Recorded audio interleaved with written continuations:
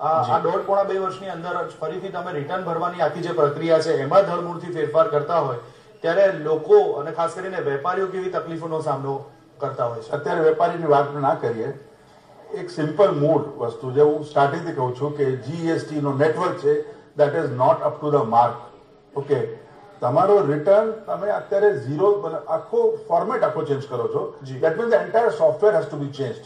Okay, અત્યારે 1.5 કે 1.5 વર્ષ જે આપણે કાઢ્યા છે, ઇનિશિયલી આપણે સમજી શકીએ કે પહેલા 1-2 મહિના પણ બધાને કોઈ પણ નેટવર્કમાં તકલીફ થાય, બટ સ્ટીલ આજની તારીખમાં પણ the site goes down. બિલકુલ, the network is not working properly. સો પહેલા તમે એક ઇન્ફ્રાસ્ટ્રક્ચરને મજબૂત કરો, એમાં ભલે તમને થોડું ટાઈમ લાગતું હોય, wave out all the penalties. ઠીક છે, તમને ટાઈમ આપવું છે તો ગવર્મેન્ટને એવું ના ફીલ કરવું જોઈએ કે ભાઈ પબ્લિકને હું ટાઈમ આપું છું. તમે you first agri two it કે તમારો નેટવર્ક નથી ચાલતો એટલે તમે ટાઈમ આપો છો. તમે હજી સુધી તમારા સિસ્ટમ પર એન્યુઅલ રિટર્નની ડિટેલ્સ આપી નથી તો કોઈ આમે ફાઇલ નથી કરી શકતો. તમે તો ટાઈમ તમારે આપવું જ પડશે, because you don't have any facility there. બિલકુલ. હવે રિફંડની વાત કરી છે કે આપણે refund will be automatic, everything is online. તમારે ગવર્મેન્ટ ઓફિસમાં નથી જવું. Very good, it's a welcome step. But હું ઓનલાઈન બધા ડોક્યુમેન્ટ અપલોડ કરી શકું છું whether you have got that infrastructure. મારાથી 4 ડોક્યુમેન્ટ ખાલી મારે અપલોડ કરવા, મારી પાસે 2000 ડોક્યુમેન્ટ અપલોડ કરવા માટે હું કેવી રીતે કરીશ? There is no system.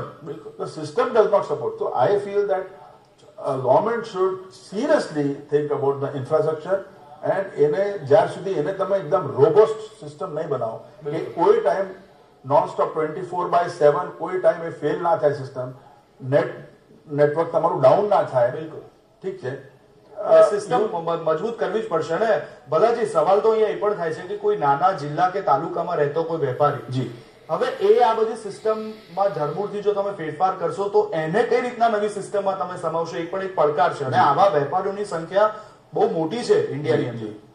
Unfortunately બહુ સિનિયર ઓફિસર્સ બોર્ડમાં જે બધા બેઠા હતા, આઈ રિમેમ્બર જયારે આ બધી વસ્તુઓ થતી હતી અને પીપલ લાઈક અસ ઓબ્જેક્ટેડ કે ભાઈ તમે સિસ્ટમ તમારું બરાબર નથી. તો એક્ઝામ્પલ આપ્યું કે જેવી રીતે કોઈ વોટ્સએપ યુઝ કરે છે એવી રીતે તમે આ સિસ્ટમ યુઝ કરી શકો છો. See, you cannot fool the country like this. મારું આવું કહેવાનું છે.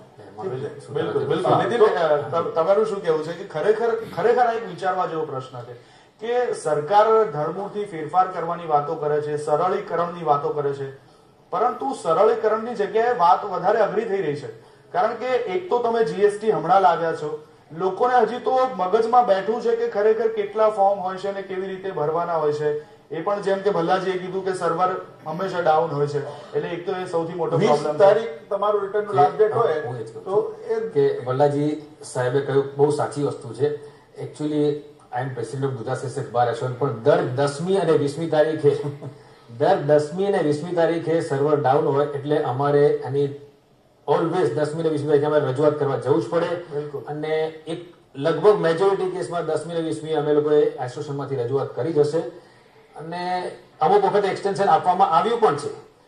પરંતુ આને કારણે જો ગવર્મેન્ટની સિસ્ટમ પ્રોપર ના ચાલતી હોય ને લેટ ફી ભરવાની આવે તો એ બહુ જ ખોટી વાત છે. બિલકુલ.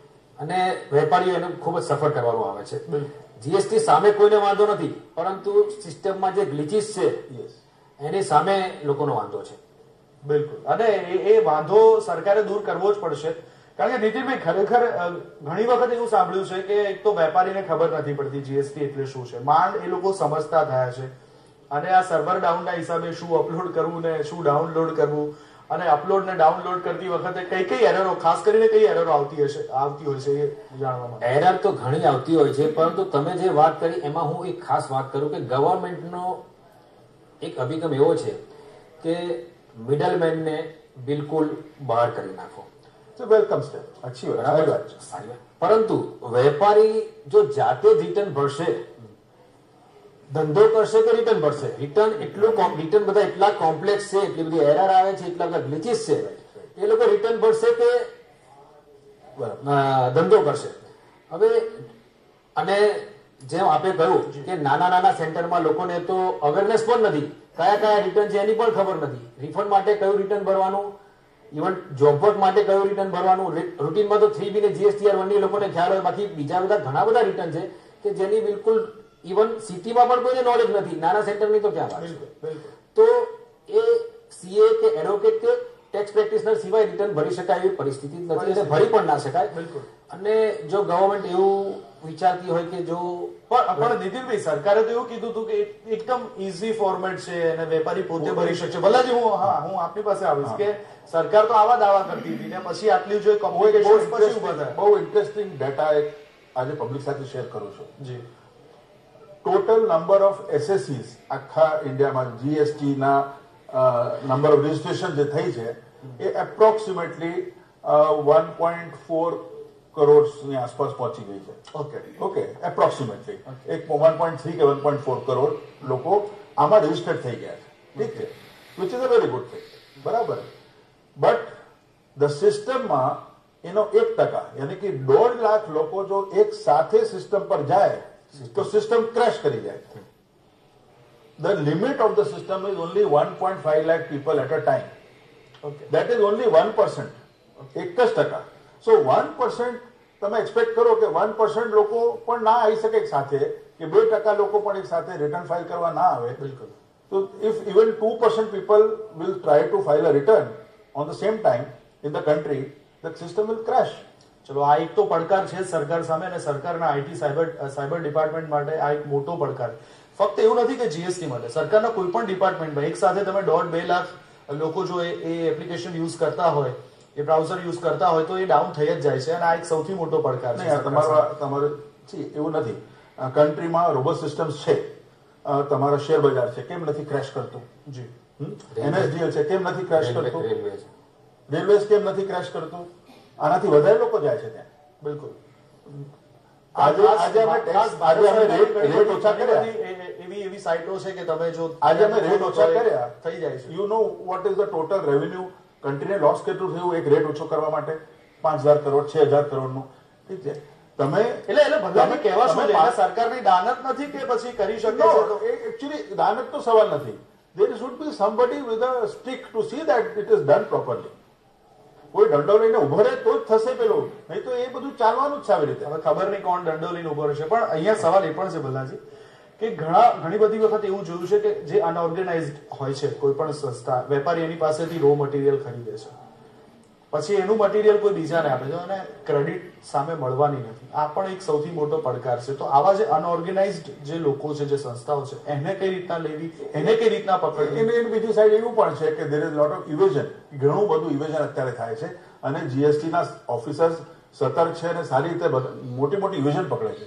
તમને ખ્યાલ હશે અત્યારે 12,000 કરોડ રૂપિયાની ઇવેઝન પકડાઈ છે અત્યાર સુધી. 12,000 કરોડની જીએસટી ની ચોરી.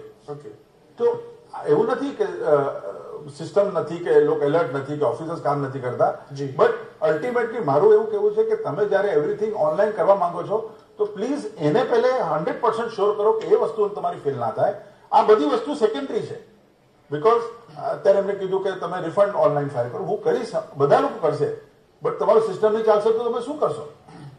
યુ શુડ હેવ ઓલ્ટરનેટિવ કે ભાઈ મારું આ નહીં ચાલે તો મને મેન્યુઅલી અલાઉ કરો તમે કરવાનું. તમે મેન્યુઅલ વિન્ડો બંધ ના કરો જ્યાર સુધી યુ આર 100% શ્યોર કે તમારું સિસ્ટમ ફેલ નથી થવાનું. બિલકુલ બિલકુલ. ચલો લેટ્સ સી, ઘણી બધી બાબત છે અને એન્યુઅલ રિટર્નમાં પણ ઘણા બધા સુધારાની વાત કરવામાં. નીતિનભાઈ, એન્યુઅલ રિટર્નના સુધારા ઉપર જે વાત કરવામાં આવી છે